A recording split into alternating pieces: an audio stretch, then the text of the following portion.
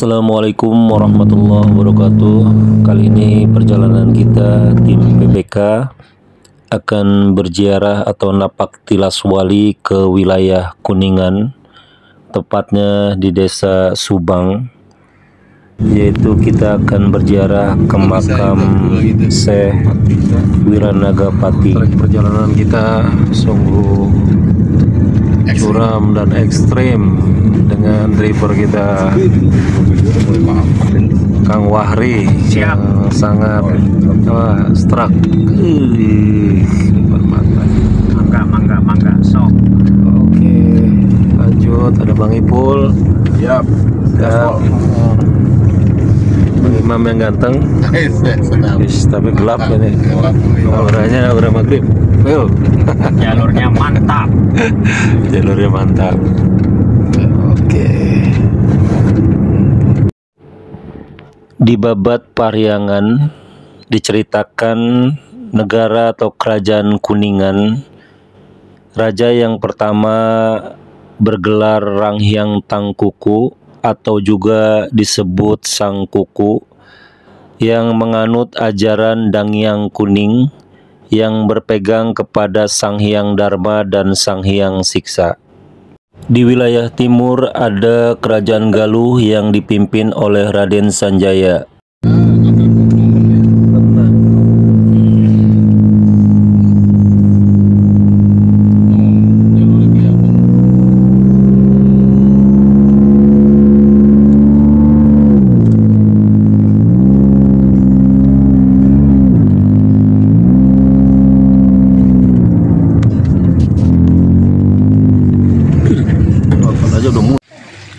Kondisi alam wilayah Kuningan di desa Subang.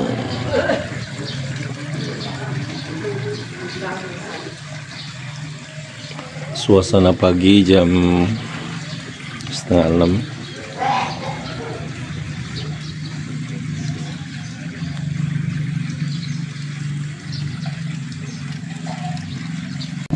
Hari ini kita akan ziarah ke Makom Wiranagapati.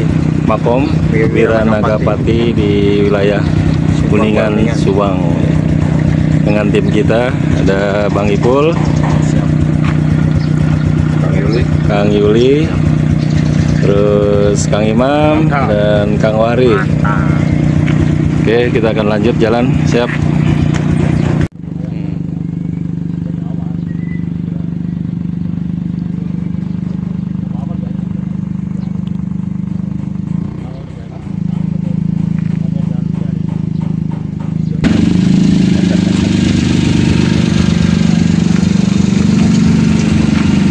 Oke, kita berangkat. Siap. Hai bro.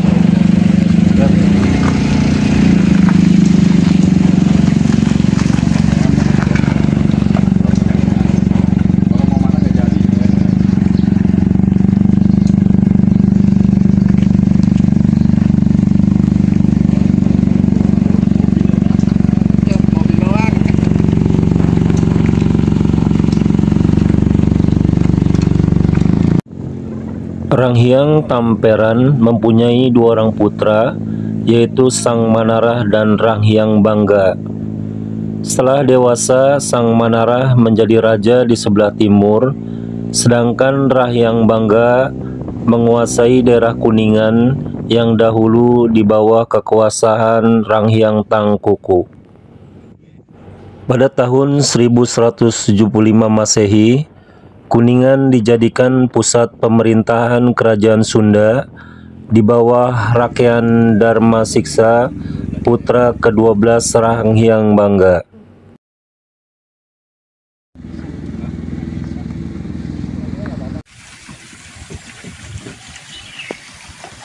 Kondisi alam di Buyut Raden Wiranagapati, di apit perbukitan.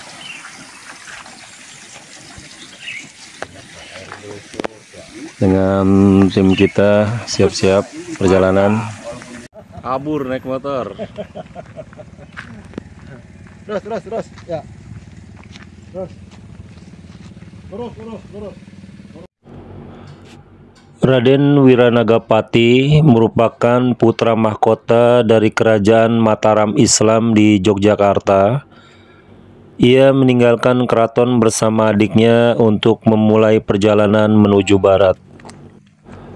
Perjalanan beliau berakhir di daerah yang dikenal sebagai Sungai Cijolang sebelum melanjutkan ke hilir. Raden Wiranagapati menikah dengan Nyi Sukainten, anak dari sesepuh yang bernama Ki Jabasraga. Beliau menyebarkan Islam di wilayah Ciketuk, meliputi Subang atau dulu disebut daerah Koneng Bodas, dan Raden Wiranagapati dinobatkan sebagai abdi dalem atau ku pertama.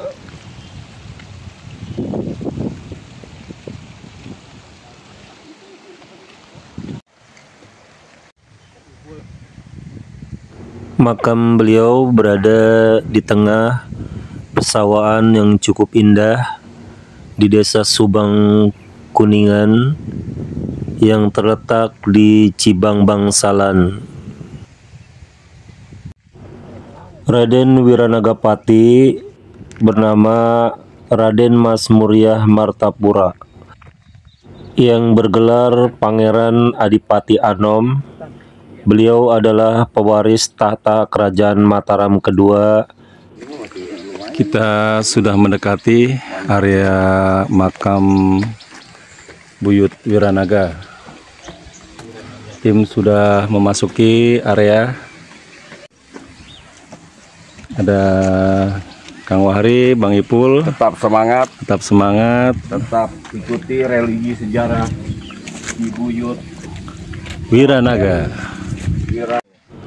Pusaka beliau yang terkenal bernama Karembong Lokcan.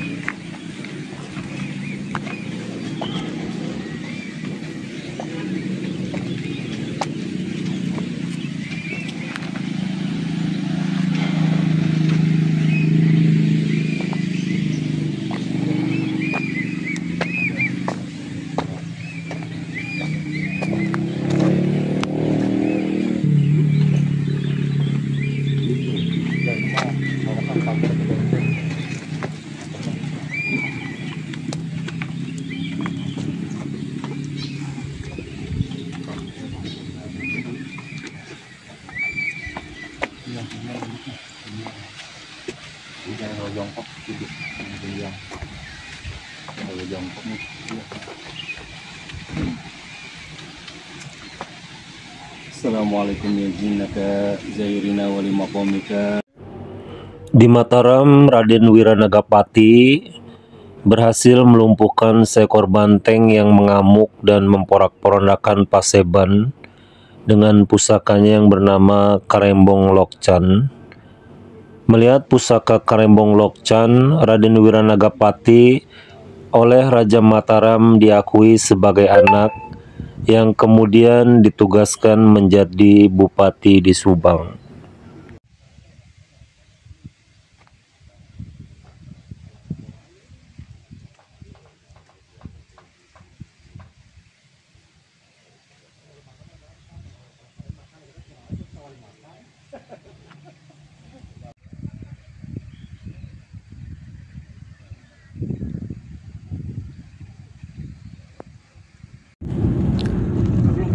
Kita lanjut perjalanan kita ke wilayah Majalengka. Kita akan berziarah ataupun napak tilas ke sosok seorang ratu dari Kerajaan Sindang Kasih Majalengka yang bernama Nyi Rambut Kasih, yang konon sangat disegani karena memiliki kekuatan dan ilmu supranatural yang tinggi. Patilasan Nyi Mas Rambut Kasih, menurut informasi ada dua. di daerah Sindang Kasih dan di Talaga Sanghyang. Yang kita tuju, kita akan ke Talaga Sanghyang dulu untuk memastikan sejarah di sana.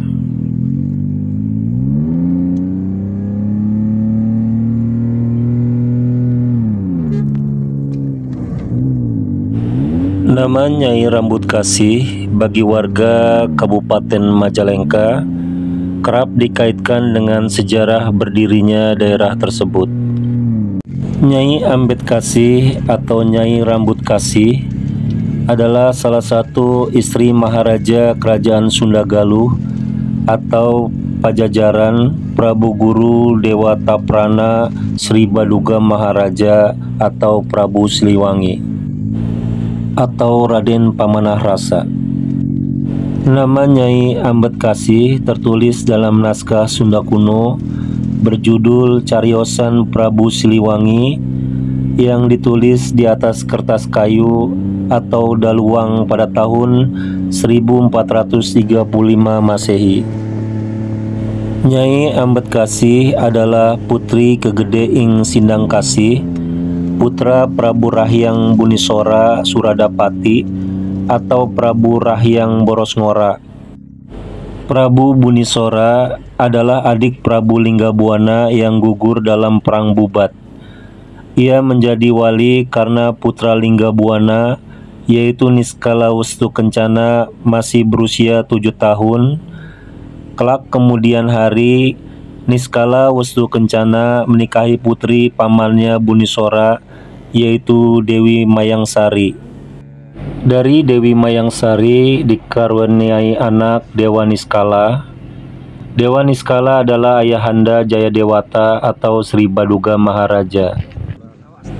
Menurut Babat Pasir dari Cilacap, dari pernikahan Nyai Ambet Kasih dan Prabu Siliwangi memiliki 3 orang putra-putri, yaitu Banyak Catra atau Kamandaka, yang kedua Banyak Ngampar atau Gagak Ngampar, yang ketiga Nyai Ratna Pamekas atau Retna Ayu Merana.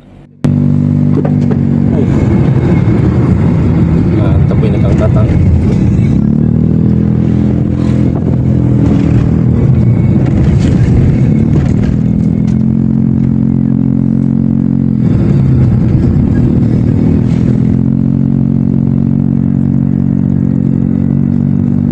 Setelah 300 meter, belok kiri.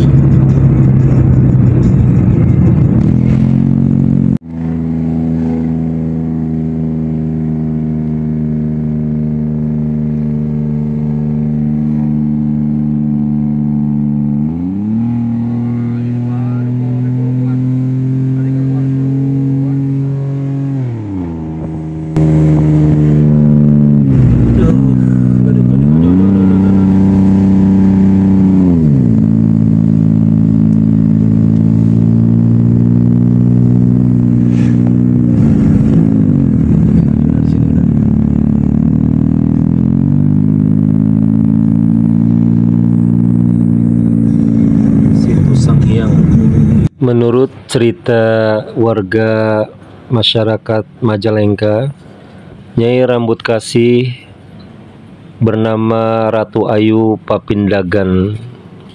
Dia adalah seorang ratu Majalengka yang cantik rupawan. Sang ratu pun kerap mengurai rambut panjang dalam kesehariannya, dan kecantikan sang ratu tak ada bandingannya pada zamannya. Kerajaan yang menjadi pemerintahan bernama Sindang Kasih karena terkenal dengan buah yang bisa menyembuhkan berbagai penyakit, dan nama buah itu bernama buah maja. Saat terjadi pertempuran antara Cirebon dan Kerajaan Sindang Kasih, Ratu Nyai Rambut Kasih terdesak dan hampir mengalami kekalahan. Hingga akhirnya karena tak rela buah maja yang menjadi simbol kerajaan tersebut, sang ratu pun akhirnya menghilangkan diri bersama dengan buah majanya. Saat melihat kondisi tersebut, prajurit Cirebon berkata Majalangka. Majalangka yang dalam bahasa Indonesia langka artinya tidak ada atau menghilang. Di wilayah Telaga Sanghyang.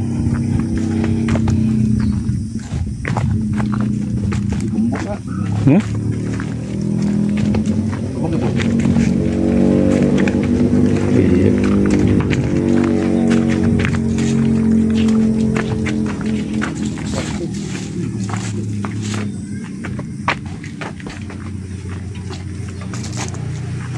Kuncen.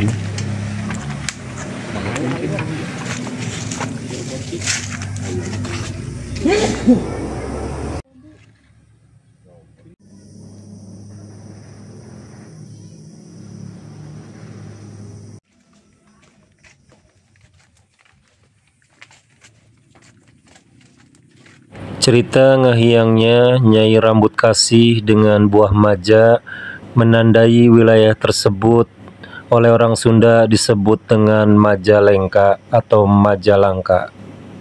Ratu Rambut Kasih merupakan ratu yang adil dan bijaksana, dan patilasannya menjadi historis sejarah yang bernilai tinggi. Cukup sekian perjalanan kita, semoga bermanfaat. Wabillahi taufiq wal hidayah. Wassalamualaikum warahmatullahi wabarakatuh.